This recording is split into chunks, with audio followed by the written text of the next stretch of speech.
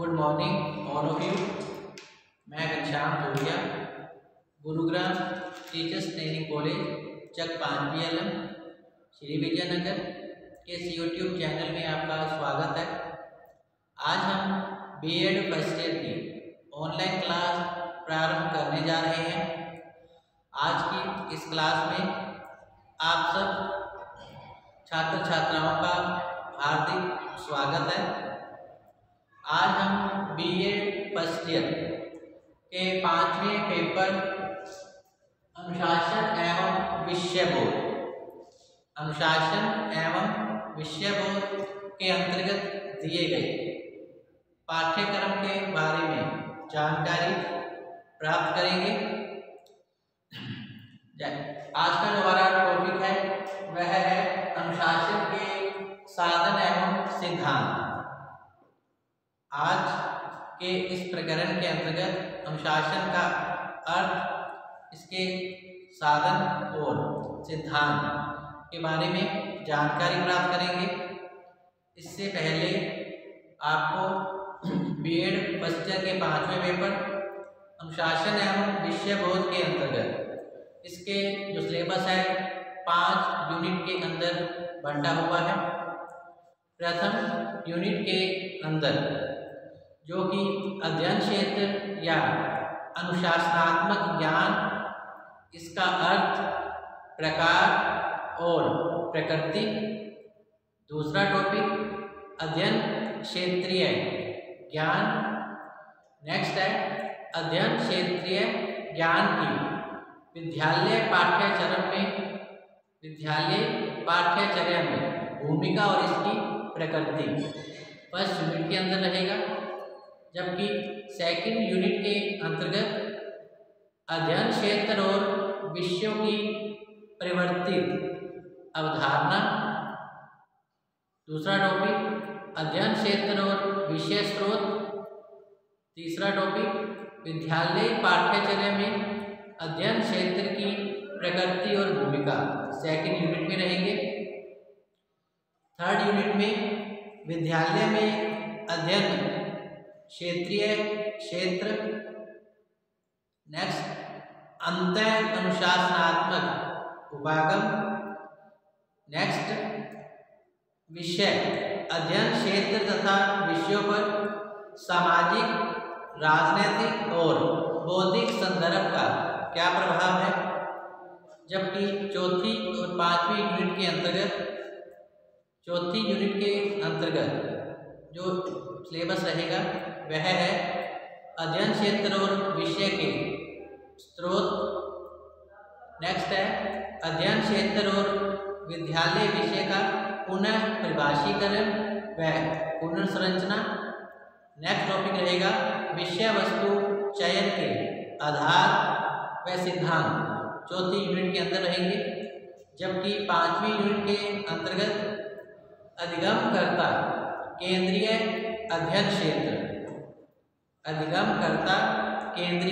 अध्ययन क्षेत्र। नेक्स्ट राष्ट्र निर्माण में विषय एवं संकाय की क्या भूमिका है। इसके अलावा नेक्स्ट टॉपिक है लास्ट सामाजिक पुनर्निर्माण, प्रायोगिक ज्ञान, सामुदायिक ज्ञान और अंतर्ज्ञान। ये जो टॉपिक है ये 5वीं यूनिट के अंदर रहेंगे। आज हम फर्स्ट यूनिट के अंतर्गत अनुशासन के साधन और सिद्धांत, इसके बारे में जानकारी प्राप्त करेंगे। अनुशासन एवं विषय बोध जो कि B.Ed फर्स्ट ईयर का 5वां पेपर रहेगा। इसके अंतर्गत फर्स्ट यूनिट का पहला जो टॉपिक है वह है अनुशासन के साधन एवं सिद्धांत क्या है। तो डिसिप्लिन जो कि एक अंग्रेजी शब्द है जिसका जो अर्थ है विभिन्न संदर्भों में लगाया जाता है। मुख्यतः इसे अनुशासन माना गया है जो कि विभिन्न संकायों के लिए आवश्यक भी होता है। कहीं कहीं इसको विभिन्न विषयों की क्रमबद्धता और एक व्यवस्था के रूप में भी देखा जाता है, तो कहीं पर इसको छात्रों को नियमों का पालन करने के संदर्भ में भी इस अवधारणा को प्रस्तुत किया जाता है। अतः अनुशासन जो है वह विद्यालय अथवा शिक्षा से संबंधित अनुशासन विद्यालय अथवा शिक्षा से संबंधित शिक्षकों एवं प्रशासकों के चिंतन का विषय भी बना रहा है। अनुशासन की जो अवधारणा है केवल भारत में ही नहीं बल्कि पूरे विश्व में समाहित है। अनुशासन जो कि देश की उन्नति एवं बालक के विकास की रीढ़ की हड्डी मानी जाती है। अनुशासन जो कि देश की उन्नति एवं बालक की रीढ़ की हड्डी का कार्य करती है। अनुशासन केवल विद्यालयों को ही नहीं बल्कि राष्ट्र को जीवित रखने के लिए भी अत्यंत आवश्यक है। अनुशासन केवल विद्यालयों को ही नहीं बल्कि राष्ट्र को जीवित रखने के लिए भी एक अत्यंत आवश्यक माना गया है। तो वर्तमान परंपरागत जो शब्द है अनुशासन, अंग्रेजी के शब्द डिसिप्लिन, वर्तमान जो शब्द अनुशासन है वह अंग्रेजी के शब्द डिसिप्लिन, अंग्रेजी के शब्द डिसिप्लिन का रूपांतरण है जो कि लैटिन भाषा के शब्द डिसाइप्लिन से लिया गया है। अनुशासन जो कि अंग्रेजी के डिसिप्लिन का रूपांतरण है जो कि लैटिन भाषा के शब्द डिसाइप्लिन से लिया गया है, जिसका अर्थ है सीखना। तो आधुनिक युग में डिसिप्लिन का जो अर्थ है व्यवहारों में नियमबद्धता से लिया जाता है। आधुनिक युग में डिसिप्लिन का जो अर्थ है व्यवहारों में नियमबद्धता से लिया जाता है जो कि आत्म नियंत्रण और समुचित प्रशिक्षण से आती है, जो कि आत्म नियंत्रण एवं समुचित प्रशिक्षण से आती है। जबकि भारतीय परिकल्पना के अनुसार अनुशासन जो है संस्कृत भाषा का शब्द है। अनुशासन संस्कृत का शब्द है। शासन शब्द के साथ अनुपसर्ग, शासन शब्द के साथ अनुपसर्ग लगाकर इसकी रचना हुई है। शासन शब्द के साथ अनुपसर्ग लगाकर इसकी रचना हुई है। शासन जो शब्द है वह शश धातु से बना है। शासन शब्द जो कि शश धातु से बना है। शश का अर्थ है स्वेच्छा पूर्वक नियमों तथा नियंत्रणों को स्वीकार करना। स्वेच्छा पूर्वक नियमों तथा नियंत्रणों को स्वीकार करना, इसे आत्म संयम भी कहा गया है। इसे आत्म संयम भी कहा गया है। स्वामी विवेकानंद के अनुसार पतंजलि के अनुशासन शब्द का जो अर्थ है वह चित्त की एकाग्रता से लिया गया है। स्वामी विवेकानंद के अनुसार पतंजलि के अनुशासन का शब्द का जो अर्थ है चित्त की एकाग्रता से लिया गया है। श्री अरविंद ने कहा है कि हमारे बाहरी क्रियाकलापों का जो संचालन है, हमारे बाहरी क्रियाकलापों का संचालन हमारे अंतर द्वारा होना चाहिए। संस्कृत साहित्य में विनय शब्द का प्रयोग जो कि अनुशासन के लिए किया गया है। विनय को हम आत्म अनुशासन भी कह सकते हैं। विनय को हम आत्म अनुशासन भी कह सकते हैं। भारतीय साधना में अनुशासन को अत्यधिक महत्व प्रदान किया गया है। अनुशासन के संबंध अपने हृदय या अंतर से है। ऐसा माना गया है कि आंतरिक रूप से अनुशासित व्यक्ति ही बाहरी रूप से अनुशासित रहता है। तो इस प्रकार जो अनुशासन है वह अंग्रेजी के शब्द डिसिप्लिन का रूपांतरण है, जो कि लैटिन भाषा के शब्द डिसाइपल से लिया गया है, जिसका अर्थ है सीखना। तो आधुनिक युग में डिसिप्लिन का जो अर्थ है वह व्यवहारों में नियमबद्धता से लिया जाता है। आधुनिक युग में डिसिप्लिन का जो अर्थ है व्यवहारों में नियमबद्धता से लिया जाता है, जो कि आत्मनियंत्रण या फिर समुचित प्रशिक्षण से आती है।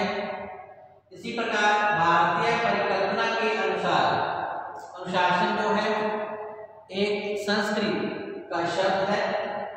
शासन शब्द के साथ अनुसरण लगाकर इसकी रचना हुई है। शासन शब्द के साथ अनुसरण लगाकर इसकी रचना हुई है। शासन शब्द शश धातु से बना है। शासन शब्द शश धातु से बना है। शश का अर्थ है स्वेच्छापूर्वक नियमों तथा नियंत्रणों को स्वीकार करना। स्वेच्छापूर्वक नियमों तथा नियंत्रणों को स्वीकार करना, इसे आत्म संयम भी कहा जाता है। इसे आत्म संयम भी कहा जाता है। जॉन डीवी के मतानुसार अनुशासन जो है विद्यालय की सामाजिक स्थितियों में निहित है। यह विद्यालय को समाज का एक छोटा स्वरूप मानता है, जहां छात्र छात्राएं विद्यालय रूपी समाज के अंदर विद्यालय रूपी समाज के सदस्य के रूप में कार्य करते हैं, जिससे वे कालांतर में सामाजिक जीवन के साथ समायोजन स्थापित कर पाए। इसी प्रकार रूसो और स्पेंसर के मतानुसार अनुशासन की जो स्थापनार्थ है, बालकों को प्राकृतिक परिणाम भुगत लेने दो। बालकों को प्राकृतिक परिणाम भुगत लेने दो। यदि कोई बालक आग से खेलता है तो उसे मना मत करो, तो उसका एक बार हाथ जलेगा और फिर वह ऐसा नहीं करेगा। बालक का आग में हाथ देने पर एक बार उसका हाथ जलेगा, लेकिन फिर दोबारा वो ऐसी गलती नहीं करेगा और वह अनुशासन में रहना सीख जाएगा। इसी प्रकार प्लेटो के अनुसार बालक को दंड देने की अपेक्षा खेल के द्वारा नियंत्रित और अनुशासित करना कहीं अच्छा है। जबकि पेस्टालोजी ने अनुशासन का जो आधार है प्रेम बताया। पेस्टालोजी ने अनुशासन का आधार प्रेम बताया। उनके अनुसार अनुशासन प्रेम पर आधारित होता है और इसे प्रेम के द्वारा ही नियंत्रण में किया जा सकता है। तो बागले के अनुसार बालक नासमझ होता है, उसे इतनी लंबी रस्सी मत दो कि उसे गले में डालकर वह आत्महत्या कर ले। तो इस प्रकार विद्यार्थी जीवन में और सामाजिक जीवन में व्यक्ति का अनुशासित और संयमित होना अत्यंत आवश्यक है। अनुशासन एवं संयमित जीवन के माध्यम से ही व्यक्ति के व्यक्तित्व का विकास होता है, राष्ट्र की उन्नति होती है और जो समाज है वह भी विकसित होता है। तो आइए देखते हैं विद्यालय में अनुशासन की आवश्यकता किन कारणों से होती है। तो सबसे पहले की आवश्यकता की जो है वह है व्यक्तित्व विकास के लिए। तो अनुशासन जो है व्यक्ति के व्यक्तित्व विकास के लिए अत्यंत आवश्यक है, क्योंकि अनुशासित व्यक्ति का जो जीवन है वह सही होता है और वह अपने हर कार्य को आत्म संयमित जीवन के माध्यम से संपन्न करता है और कोई भी कार्य ऐसा नहीं करता जिससे कि समाज में अव्यवस्था उत्पन्न हो। अतः अनुशासन के आधार पर ही व्यक्ति के व्यक्तित्व का निर्धारण किया जाता है। तो यही कारण है कि विद्यालय में अनुशासन की आवश्यकता अत्यंत आवश्यक है। अनुशासन में रहकर ही जो बालक है अच्छे से सीख सकता है और विद्यालय के जो आदर्श हैं या समाज के जो अच्छे गुण हैं उनको अनुशासन में रहकर ही सीखा जा सकता है। तो व्यक्तित्व के विकास के लिए अनुशासन अत्यंत आवश्यक है। इसी प्रकार शिक्षकों के लिए भी अनुशासन की महती आवश्यकता है, क्योंकि अगर शिक्षक स्वयं अनुशासन में रहेगा तभी वह छात्रों को अनुशासन के लिए प्रेरित कर सकता है, क्योंकि अनुशासन स्थापित करके ही कक्षा का जो वातावरण है स्वच्छ बनाया जा सकता है और इससे छात्रों के अधिगम स्तर में काफ़ी वृद्धि होती है। इसी प्रकार सामाजिक विकास के लिए भी अनुशासन की अत्यंत आवश्यकता रहती है, क्योंकि समाज के विकास के लिए अनुशासन एक महत्वपूर्ण अवधारणा है। क्योंकि अनुशासनहीनता की स्थिति में जो समाज की प्रगति रुक जाती है, समाज में अव्यवस्था उत्पन्न होती है और अनुशासन स्थापित होने से ही जो समाज विकास कर सकता है। इसके अलावा अच्छे प्रशासन के लिए, योग्यताओं के प्रभावपूर्ण उपयोग के लिए, ध्यान को दृढ़ बनाए रखने के लिए अनुशासन की अत्यंत महत्वपूर्ण आवश्यकता अनुभव की जाती है। तो आइए हम देखते हैं अनुशासन के साधन कौन कौन से हैं। अनुशासन के साधन, तो अब प्रश्न यह उठता है कि विद्यालय में अनुशासन किस प्रकार से स्थापित किया जाए। ऐसे कौन से साधन अपनाए जाएं जिससे कि विद्यालय व्यवस्था में अनुशासन कायम रहे। प्रधानाध्यापक का कर्तव्य है कि वह विद्यालय के संपूर्ण वातावरण को उपयुक्त बनाए, सामंजस्य पूर्ण बनाए। इस प्रकार के वातावरण निर्वहन हेतु विभिन्न साधनों का प्रयोग किया जा सकता है। इन साधनों को भी दो श्रेणियों में बांट सकते हैं। नंबर 1 सकारात्मक साधन और नंबर 2 नकारात्मक साधन। तो अनुशासन के दो श्रेणियों में बांटा जा सकता है। अनुशासन के साधन को दो श्रेणियों में बांटा जा सकता है। नंबर 1 सकारात्मक साधन और नंबर 2 है नकारात्मक साधन।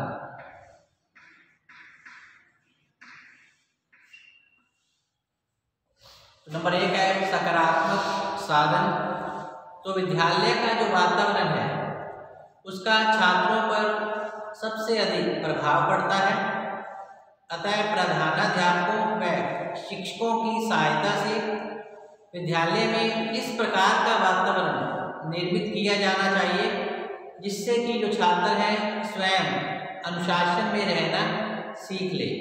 तो सब अनुशासन की भावना उत्तम होती है। विद्यालय में उचित वातावरण उत्पन्न करने के लिए कुछ बातों को ध्यान में रखना आवश्यक है, जैसे कि छात्रों का सब अनुशासन, छात्रों को स्वयं पर नियंत्रण रखना चाहिए और उसे ऐसी कोई क्रिया नहीं करना चाहिए जिससे कि कक्ष में अनुशासनहीनता की स्थिति उत्पन्न हो। तो आत्मनियंत्रण, आत्म अनुशासन छात्रों के लिए अत्यंत आवश्यक है। जब तक छात्र छात्राएं इस बात को नहीं समझेंगे तब तक कक्ष में अनुशासन की स्थिति स्थापित नहीं की जा सकती। तो इस प्रकार छात्रों का सब अनुशासन अत्यंत आवश्यक है। इसी प्रकार पाठ्यक्रम सहगामी क्रियाओं की व्यवस्था भी विद्यालय स्तर पर की जानी चाहिए, क्योंकि कक्ष में निरंतर अध्ययन करने से छात्र जो है अपनी इस कार्य को थोड़ा परिवर्तित करना चाहते हैं और अध्ययन के साथ साथ वे कुछ ऐसी क्रियाओं को करना चाहते हैं जिससे कि उनका मानसिक और बौद्धिक विकास संभव हो सके। तो इसके लिए जरूरी है कि विद्यालय स्तर पर अनुशासन कायम रखने के लिए छात्र छात्राओं को पाठ्यक्रम से आगामी क्रियाओं का इनके लिए आयोजन किया जाए। इसके अंतर्गत विद्यालय स्तर पर खेल कूद, नाटक, एकांकी, नृत्य, संगीत आदि क्रियाओं को समय समय पर करवाते रहना चाहिए। शैक्षिक भ्रमण का आयोजन जो कि छात्रों को स्थायी ज्ञान प्राप्त करता है, इसकी व्यवस्था भी की जानी चाहिए। तो पाठ्यक्रम से आगामी क्रियाओं की व्यवस्था कर छात्रों में अनुशासन स्थापित किया जा सकता है। इसी प्रकार संगठित सामूहिक खेलकूद स्थापित विद्यालय स्तर पे करना चाहिए तथा विद्यालय का वातावरण स्वच्छ और स्वतंत्र बनाया जाना चाहिए, जिससे कि छात्र स्वयं भी अनुशासन में रहना सीख पाए। इसके अलावा विद्यालय में अध्ययन की पूरी सुविधा होनी चाहिए, अर्थात बिजली पानी की पूरी व्यवस्था होनी चाहिए, कक्ष में फर्नीचर की पूरी व्यवस्था होनी चाहिए, एक पुस्तकालय होना चाहिए जहाँ पर अध्ययन की सारी सामग्री छात्रों को उपलब्ध हो पाए। इसके अलावा जो शिक्षक हैं वह भी अपने ज्ञान में माहिर होने चाहिए, अपने विषय के विशेषज्ञ होने चाहिए, जो कि छात्रों के अधिगम स्तर को अच्छे से करवा पाए। तो इस प्रकार विद्यालय स्तर पर अध्ययन की पूरी सुविधा जो है छात्रों को प्रदान की जानी चाहिए, जिससे कि विद्यालय के कक्ष में अनुशासनहीनता की स्थिति उत्पन्न न हो पाए।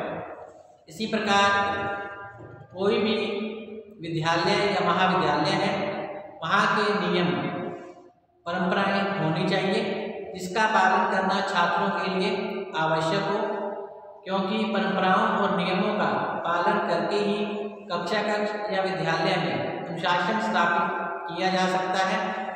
तो प्रत्येक विद्यालय या महाविद्यालय के अपने कुछ नियम होते हैं जो कि अनुशासन स्थापित करने के लिए अत्यंत आवश्यक होते हैं। इसी प्रकार पुरस्कार और पारितोषिक भी समय समय पर छात्र छात्राओं को प्रदान किया जाना चाहिए। इसके लिए विभिन्न प्रतियोगिताओं का आयोजन विद्यालय स्तर में किया जा सकता है। सांस्कृतिक कार्यक्रम के दौरान छात्र छात्राओं को पारितोषिक या पुरस्कार देकर उन्हें सम्मानित किया जा सकता है, जिससे कि उनमें अध्ययन करने की भावना विकसित हो सके।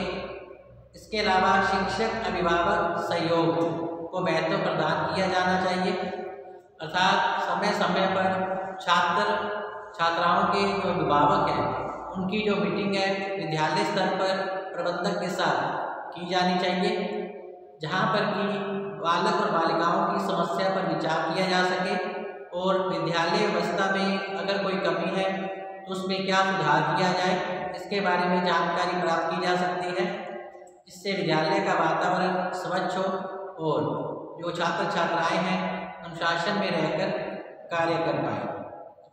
तो इस प्रकार सकारात्मक साधन अपनाकर कक्ष में अनुशासन की स्थापना की जा सकती है। तो दूसरा साधन है नकारात्मक साधन, जिसमें दंड का प्रावधान रहता है।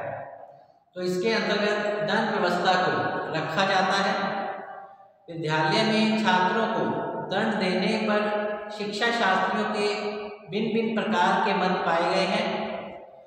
कुछ विद्वानों के अनुसार छात्रों को दंड देना परम आवश्यक है, तो कुछ विद्वानों का ऐसा मानना है कि दंड छात्रों के मस्तिष्क में ग्रंथियां उत्पन्न कर देता है और इससे उनका व्यक्तित्व कुंठित हो जाता है।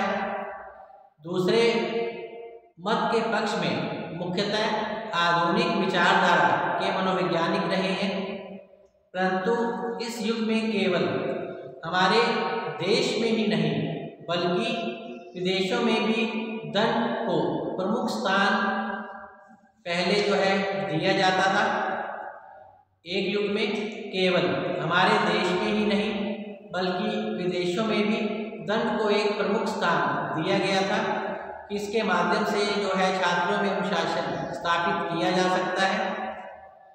यदि कोई छात्र पढ़ने में या फिर उत्तर देने में किसी प्रकार की भूल करता था तो शिक्षक बिना किसी संकोच के बैंत का प्रयोग करता था।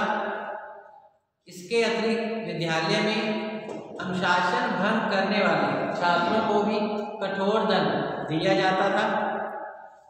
धीरे धीरे दंड की प्रधानता विद्यालयों में बढ़ती चली गई और विद्यालयों में जो है दंड का आतंक का एक माहौल सा बनने लगा।